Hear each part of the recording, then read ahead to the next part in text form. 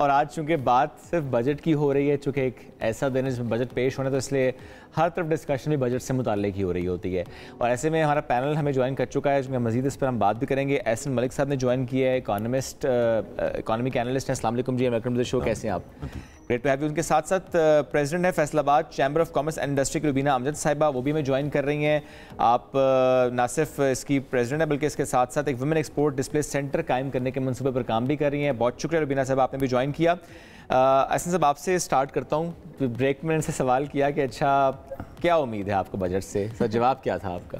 मेरा जवाब वही था जो ब्रेक में था कि कोई उम्मीद नहीं है, क्योंकि बेसिकली IMF के प्रेशर में बजट बन रहा है और उसके बाद FBR ने को होमवर्क नहीं किया।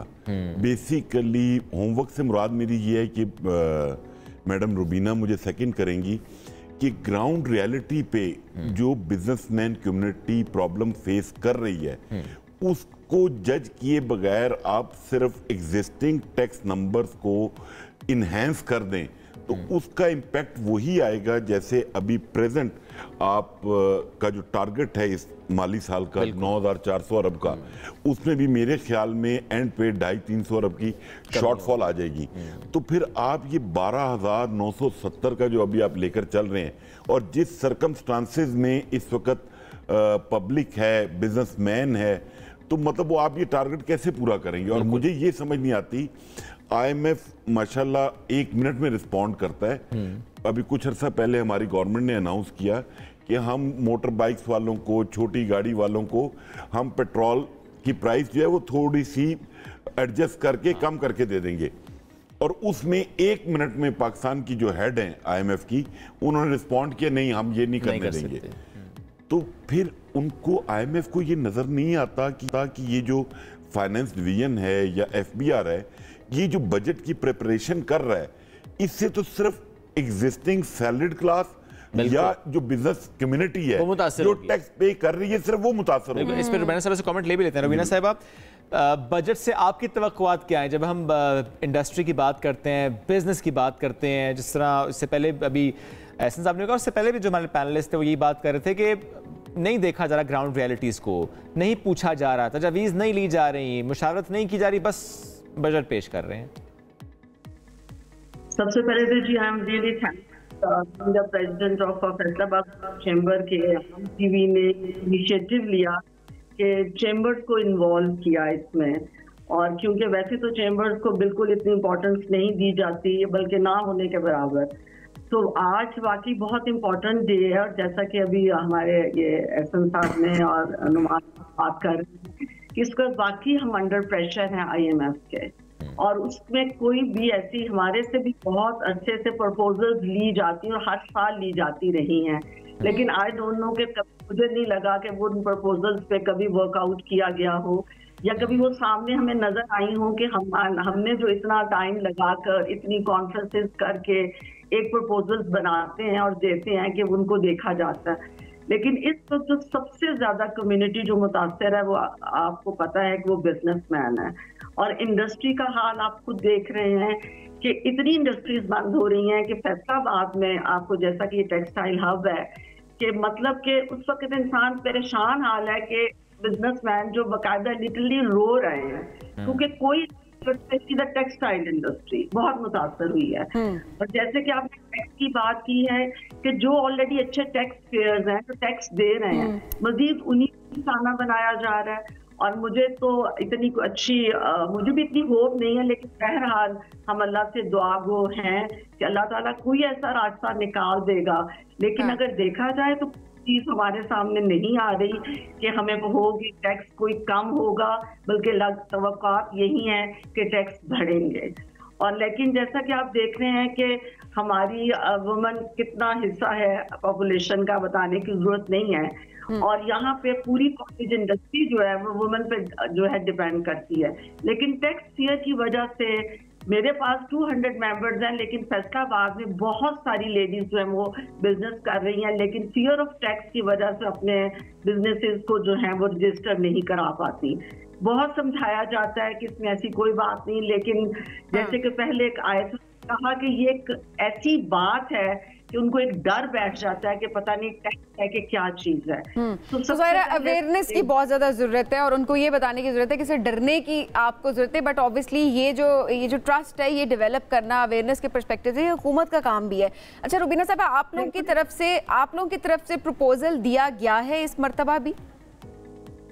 जी बिल्कुल दिए गए हैं, उन्होंने हर साल ही हम देते हैं और इस दफा भी दिया गया है।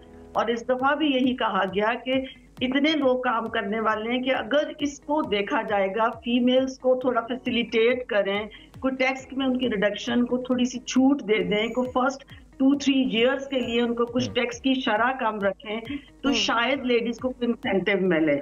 और आप देखिए कि मुझे इस फील्ड में आए हुए जब हुआ तो मैंने जब फैसलाबाद में मैंने रिसर्च किया और डाटा इकट्ठा करना शुरू किया, तो आप देखें कि अगर इन सबको हम लेकर चलें, गो कि वो ऐसी लेडीज हैं जिनको ये भी नहीं पता कि बिजनेस होता क्या है, लेकिन उसके बावजूद कर रही हैं। लेकिन अगर हम इनको आगे लेकर चलें और इनके ऊपर वर्कआउट करें तो ज़ाहिर है इकोनॉमी को बहुत ज्यादा फायदा होगा। और ज़ाहिर है आपका एक इनिशिएटिव भी है, उस पर भी जरूर है कि इससे पहले एहसन साहब आपसे मैं कमेंट इस पर जरूर लेना चाहूंगी कि जिस तरह एक डर बैठ गया है, लोग नहीं टैक्स भी दे रहे होते, अवेयरनेस का फुकदान है एक तरह से, स्पेशली प्रपोजल्स जब दिए जाते हैं डिफरेंट इंडस्ट्रीज की तरफ से, और जिस तरह रुबीना साहब कह रही है कि हर साल देते हैं लेकिन उसके हवाले से किसी भी किस्म का कोई फीडबैक नहीं आता और ना ही वो तजवीज़ जो है वो बजट का हिस्सा बनती हैं। तो क्या ऐसा नहीं होना चाहिए कि तमाम लोग जिनका एतराज़ है कि बजट ऐसा नहीं होना चाहिए, वो मिलकर आवाज़ भी उठा सके? हम ऐसे ही देखते हैं कि हम गिले शिकवे कर रहे होते हैं, वो टीवी पे बैठ के भी, वो ओवरऑल भी, सोशल मीडिया पे भी हमारी बात हो रही होती है,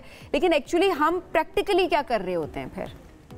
सबीन, सबसे पहले तो मैं आपको एक चीज़ बताऊं FBR के पॉइंट ऑफ व्यू से कि हर साल अप्रॉक्सीमेटली 800 से लेके 1000 का फिगर्स है जो उनको बजट प्रपोजल्स आती हैं, और उनका पॉइंट ऑफ व्यू ये है, मैं उनका स्पोक्स पर्सन नहीं हूं, कि हर बजट प्रपोजल में हमारे पास सिर्फ ये है GST कम कर दें, विदहोल्डिंग कम कर दें, FED कम कर दें, कोई ऑल्टरनेट प्लान नहीं होता उनके पास। अच्छा, ये उनका पॉइंट ऑफ व्यू है। ठीक है, मैं उनको आगे से कहता हूं कि आपने कभी उन प्रपोजल्स के ऊपर कभी लोगों को इनवाइट किया है कि आए आप हमारे साथ बैठ के बात करें?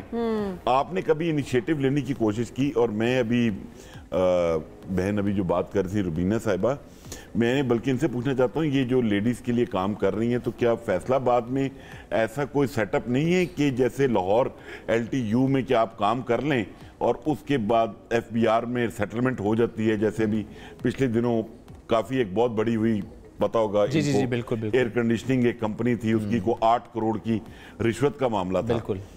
अभी आपने इनसे बजट प्रपोजल का पूछा, हमारी budget proposal already business recorder में, एक्सप्रेस न्यूज में फुल पेज पे प्रिंट हुई हैं। सही है। बट FBR के पास टाइम नहीं है, बल्कि मैं एक और चैनल पे बैठा कह रहा था कि FBR वालों को प्रपोजल की जरूरत नहीं होती, उनको ऊपर से वही नाजल होती है कि हमने सैलरीड क्लास पे इतना टैक्स लगाना है, हमने बिजनेस कम्युनिटी पे इतना लगाना है। वो आसान इस वजह से लगता है शुएब कि रुबीना साहब कुछ ऐड भी करना चाहिए। जी रुबीना साहब, जैसे भाई पूछ रहे हैं कि आप हमेशा शायद यही कहते हैं कि टैक्स जो है की शरह कम कर दी जाए या कुछ ऐसा किया जाए, ऐसा हमने अपने फीमेल्स के या वुमेन के हेल्थ के लिए और उनके बहुत सारे ऐसे सेक्टर्स को नुमाया किया। इस दफा भी हमने हाईलाइट करके बहुत भेजा कि जिसमें हम समझते हैं कि अगर इन फीमेल्स को चलना है तो इनकी हेल्थ बहुत जरूरी होनी चाहिए, सेंटर्स और इस तरह चीजें हमने हाईलाइट की थी। और लेकिन थोड़ी सी डिस्टॉर्शन आ रही है रुबीना साहब, मैं दोबारा आपकी तरफ आता हूँ। ज़रा जो बात आप करें, जो मैं समझ पाया हूँ कि ज़रा आप बजट में से मुताल्लिक़ तजावीज़ जब हम बात करते हैं तो आपके ऐसा नहीं कहा कि टैक्स कम करें। आई थिंक जो आपकी बात थी कि वो तो FBR वालों का मौक़िफ़ है, वो ये कहते हैं कि तजावीज़ ऐसी आती हैं, उनका पॉइंट। लेकिन आपने जो बात अपने प्रपोजल की भी, क्योंकि इससे पहले भी जो हम बात करते हैं कि प्रपोजल्स दी जाते हैं इदारों की तरफ से, आपने खुद कहा कि बहुत जगह प्रिंट भी हुआ, अगर कुछ प्रपोजल आप इस वक्त शेयर कर सकें, ये प्रपोजल आप लोगों की तरफ से है कि ये होना चाहिए बजट? मतलब लाइक जैसे हमने रियल एस्टेट सेक्टर के ऊपर कहा कि ये एक ऐसा सेक्टर है जो इमीडिएटली गवर्नमेंट को रिलीफ दे सकता है कि आपकी फॉरेन इन्वेस्टमेंट अट्रैक्ट हो सकती है, बट आप उसके ऊपर काम करने को तैयार नहीं है। आप रियल एस्टेट सेक्टर को नॉन प्रोडक्टिव सेक्टर कहते हैं, आप कहते हैं ब्लैक मनी पार्क होती है, आपकी आंखों पे पट्टी पड़ जाती है जब लोग चीनी में, डॉलर में, गंदम में, सोने में इन्वेस्टमेंट करते हैं जिसमें कोई रिकॉर्ड ही नहीं है, जबकि आप रियल एस्टेट में इन्वेस्टमेंट करते हैं तो एटलीस्ट जो भी वट एवर एफबीआर या डीसी रेट की अमाउंट है वो बैंकिंग चैनल से पे होती है, तो कुछ तो अमाउंट रजिस्टर होती है। ठीक है, बट आपने टारगेट करना होता है एक सेक्टर को, real estate sector, black money park होती है, आप डॉलर परचेज करें, गंदम परचेज करें। अभी जैसे मैंने 4-5 दिन पहले भी कहा था, वो दोबारा एक नया एपिसोड स्टार्ट हो रहा है।